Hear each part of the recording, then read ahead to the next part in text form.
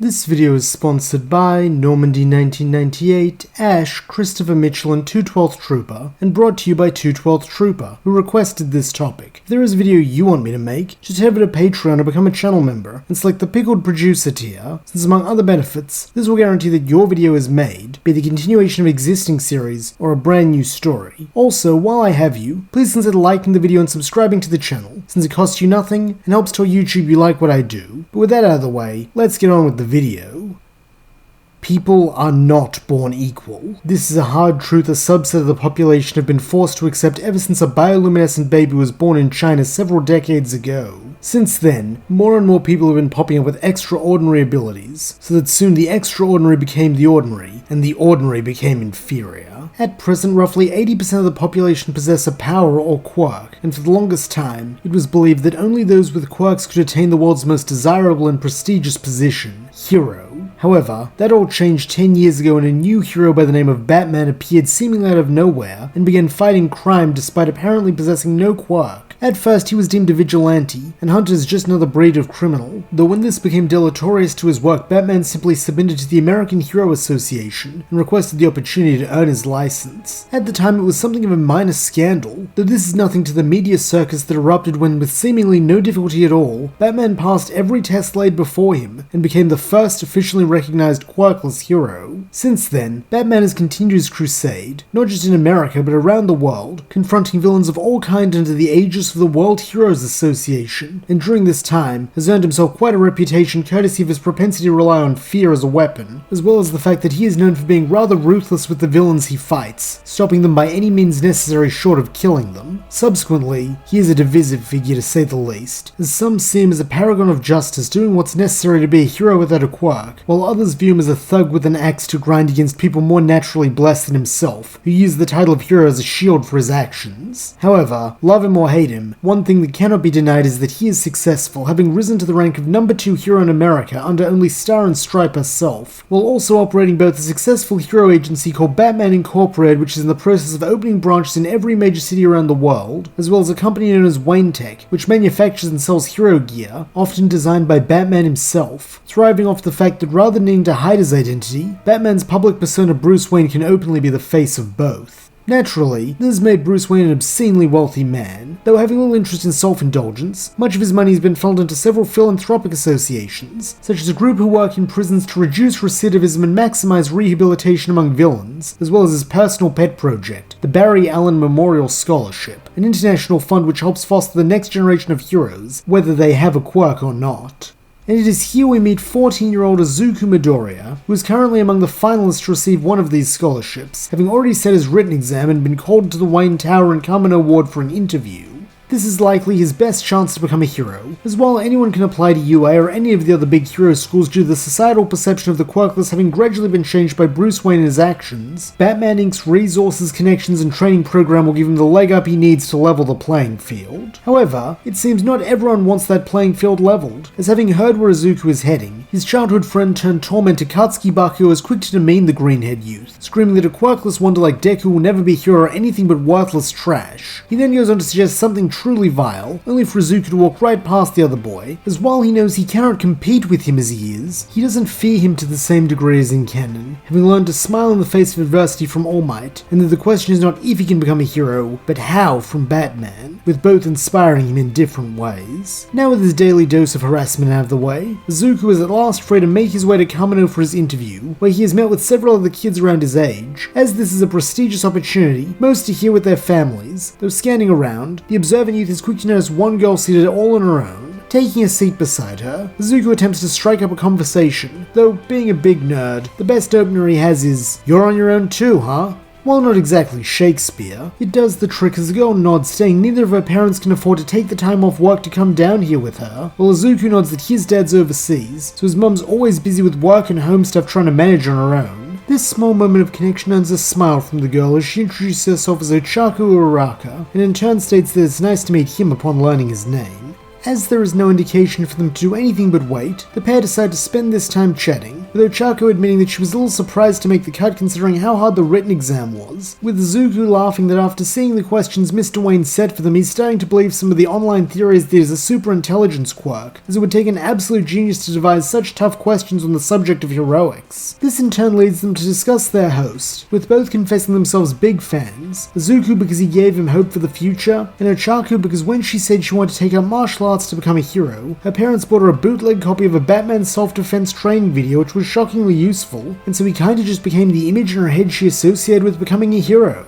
Nodding along, Izuku chuckles that he bought that very same video from a collector a few years back, and he's been practicing the kata in it ever since. He just hopes Mr. Wayne wouldn't be too mad to know they'd been using his unlicensed training materials. However, it seems there is something far more pressing for the billionaire hero to be upset about, as at that moment a man in a balaclava comes busting in and demands everyone get on the ground while waving his gun in the air. Naturally, everyone drops, with the man smirking that's more like it, as he begins making his way to the reception terminal, cackling all the while that he's gonna hack into Wayne Tech's bank account and take all that sweet cash for himself. From his huddled seat, Izuku sighs that this is terrible and that he wishes he had Batman's hero gear right now, since if he could get up to that air vent he could stop this guy. Evidently, he is the only one thinking this way, as with the gunman's attention now on the computer, most of the hostages have fled. However, having stayed by Izuku's side, Ochako helpfully offers to give him a boost, since while it's not a grappling hook, she can use her quirk to float him up there. Gratefully, the green-haired boy accepts. Then, as he feels her fingers press into him, he is sent floating gently into the air. Unfortunately, one thing that is not so gentle is his landing, with the metal vent jangling as he crashes into it. Nonetheless, the crook does not look up, giving Izuku just the chance he needs to get the drop on the guy in true Batman fashion. As this is a sneak attack, the criminal goes down quickly. Too quickly, in fact, so that as Izuku reaches for the gun, he is not shocked to find blanks inside, while asking if this was the next stage of the exam set by Mr. Wayne. Smirking, the quote-unquote gunman nods that he's pretty sharp. Yeah, this was a test to see how applicants would react in the heat of the moment, and since he passed, he is welcome to follow him for his interview. Not wanting to take all the credit, the green-haired youth is quick to point out that Ochako also helped, with the man nodding that he'll be sure to put that in his report, though for now, his interviewer waits. Following after the man as he is led up an elevator and into a spacious meeting room, Izuku is shocked to see Bruce Wayne himself as the interviewer. Being the fanboy he is, this immediately triggers murder-mouth mode from the boy, though smiling in a way that does not quite reach his eyes, Bruce tells him to calm down, since he just wants to have a little chat. As this instruction is coming from one of the men who most inspires him, Izuku does manage, though he cannot quite get the sparkle from his eyes or the smile from his lips as he questions what Mr. Wayne would like to talk about. Still with that pleasant but ultimately cool smile, Bruce answers that he wants to talk about Izuku. It's not every day that he meets someone who scored perfectly on both his written and practical exams, since he was very impressed with the way the boy not only handled the situation with a fake criminal logically, but he also made use of his surroundings considering all the angles, which is a skill most have to be taught. To this end, he's interested in giving Izuku the scholarship, as he is exactly the sort of young man he's been looking for, insightful, decisive, and with an innate drive to be a hero.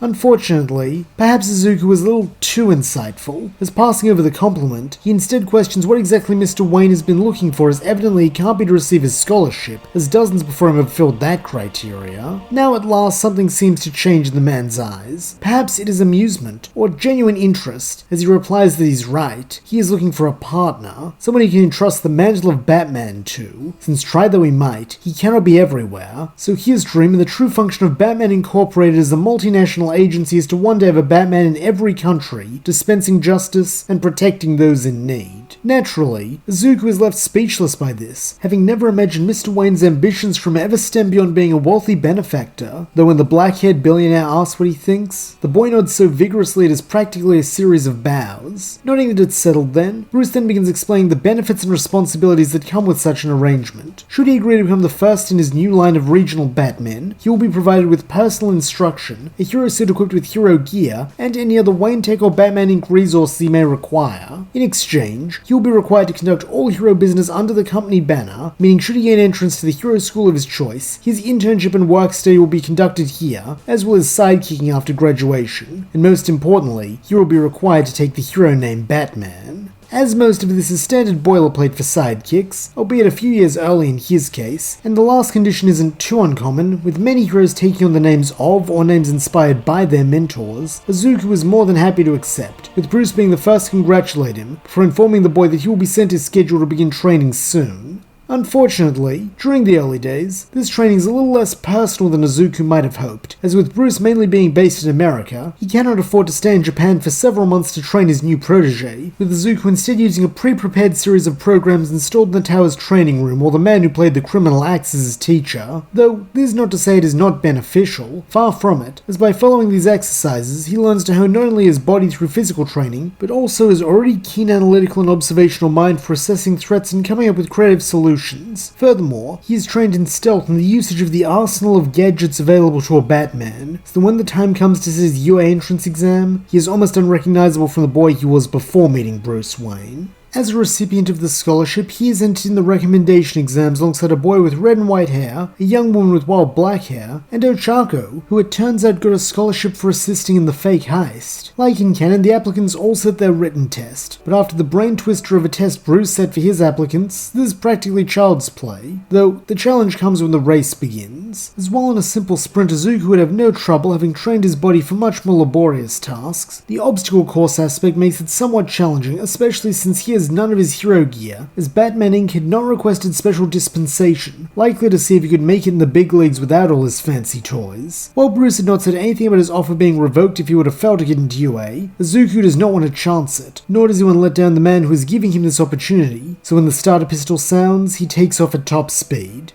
Here the results of his training pay off, as in the initial stretch he is able to gain a decent lead, though unfortunately it is not sustainable, as when the others start using their quirks, two of the other applicants pull ahead, the boy with two-toned hair who glides on ice, and a big unit riding the wind. As a result, Izuku ends his heat in third place, a respectable showing all things considered, but not all he had hoped for either. However, due to his perfect score on the written exam, bronze is more than enough to earn him a place in UA's hero course, though unlike in canon, instead of receiving his letter from All Might, he is called to Wayne Tower, where Bruce personally congratulates him while unveiling his very own hero suit. It is a sleek black design with the iconic horned mask and silver bat symbol of Batman, though with one minor augmentation to separate his suit from his benefactors, a respirator in the shape of a grin which serves as a homage to All Might that Bruce was more than happy to include, having great respect for the symbol of peace, as he reminds him of someone he once knew. With these gifts also comes a very welcome piece of news, that moving forward, Bruce will take a more personal hand in his training, as while he will not be here 24/7, they'll be seeing each other, as he gets the boy ready to become this jurisdiction's Batman. However, now is not the time for such things. Tonight Izuku should celebrate with his family, which surprisingly includes his father, as when the green-haired youth gets home, it is the discovery that Wayne Tech recently acquired the company his dad works for and reassigned him back to Japan with a 50% pay increase. Thanks to this, the Midoriyas have plenty to celebrate that night, with it being one of the happiest they've had together, which is definitely for the best, as the following morning is rough on Izuku to say the least. No sooner has he stepped into his new classroom of 1A, he is accosted by none other than Bakugou, who thanks to never developing any respect for the other boy because the sludge villain incident was averted, snarls that it takes a lot of nerve to show his face at the same hero school as him. Too bad he's gonna blow that face off, making him look bad by taking the special exam while he had to take the normie one with all the extras. While once this might have worked on him, now any lingering fear Izuku has for the blonde boy is long gone, and so looking him in the eye, he tells him he should sit down while naming him Katsuki.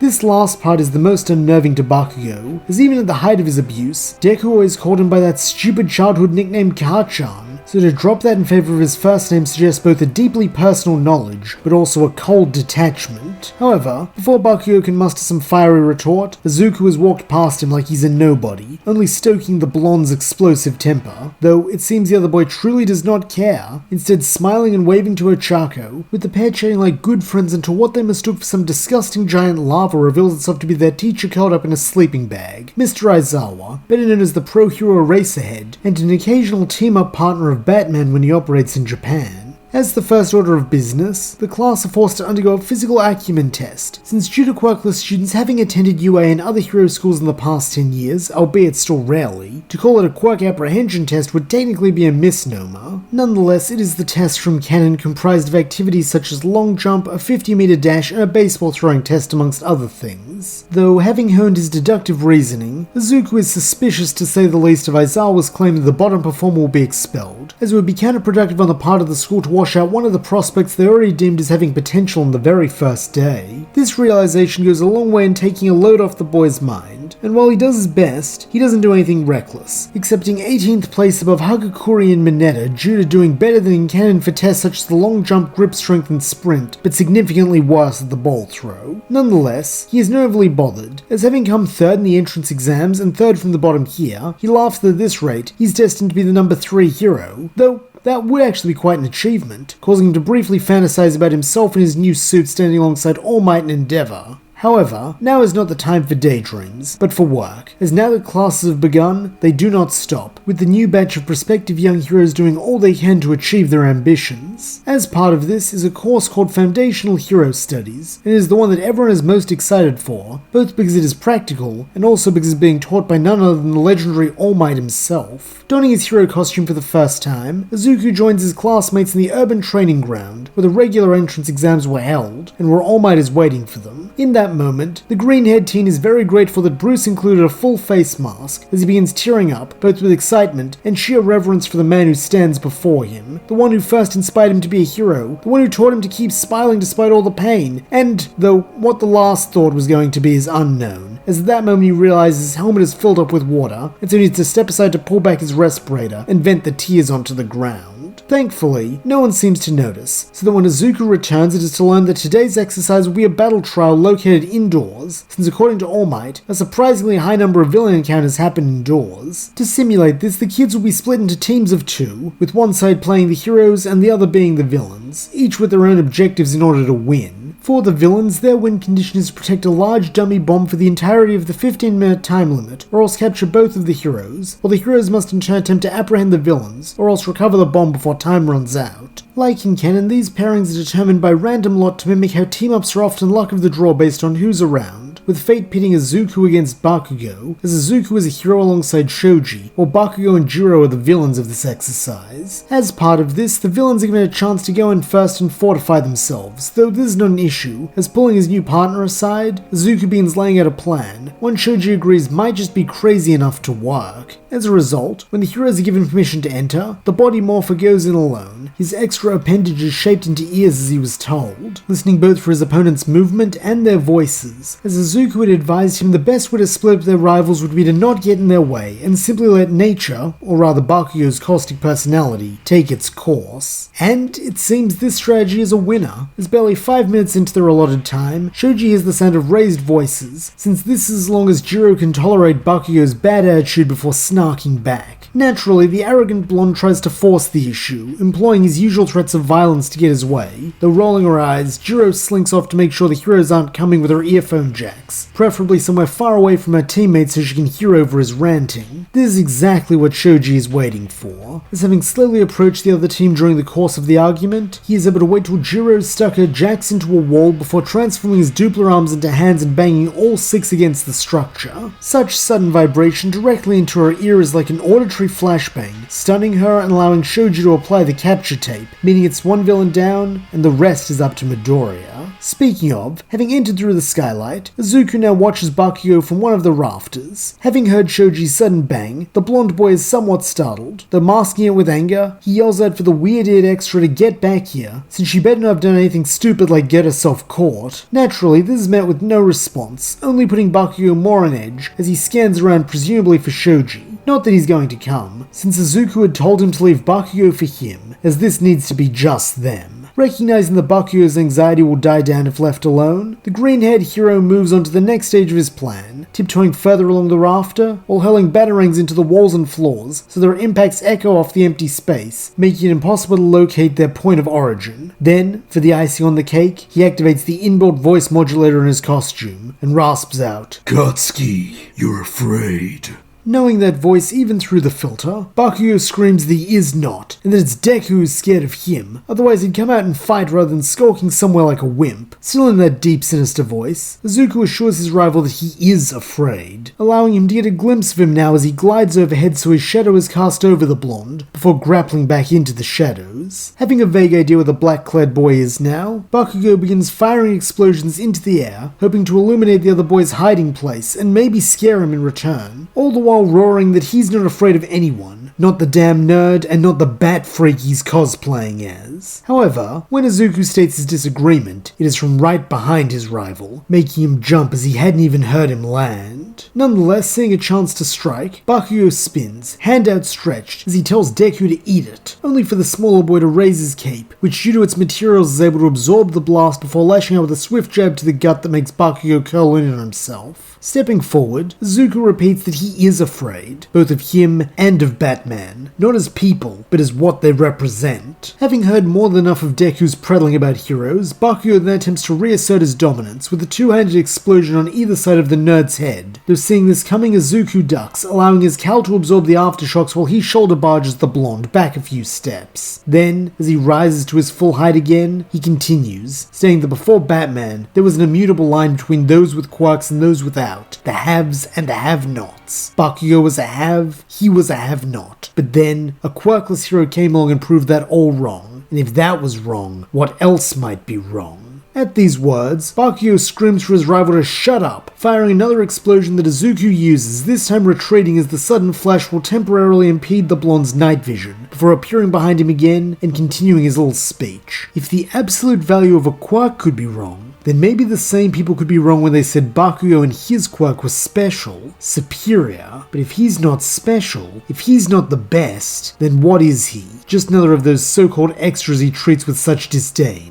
And that idea terrifies him, doesn't it? By now, Bakugou is in a frenzy beyond words, simply bellowing as he spins to lunge at Izuku again. Though, it seems the boy in black is done, as pulling out the capture tape he sidesteps the attack and binds the blonde, causing him to crash to the ground. While looking down at him, Izuku reasserts that yes, he is afraid. However, he doesn't have to be. These words are said not through the modulated voice of Batman, but Izuku's own. As lowering his respirator and pulling off his cowl, the green-haired youth adds that other people's gain is not his loss, and that in fact if they work together, they can all make each other better, just like maybe he can help Bakugou get over some of the stuff that's going on in his head, which is clearly hurting him too, and they can be friends again like when they were kids. Kachan and Deku, remember? Unfortunately, Bakugou isn't listening, as when his red eyes meet Izuku's green, he roars that he's gonna kill him for this if it's the last thing he does. Recognizing that he is speaking to a brick wall, the freckled youth lets out a dejected sigh. Then, as he reaffixes his hood, he turns away from the bound boy, before firing up his grappling hook and zipping to the window so he can inform All Might that this exercise is over.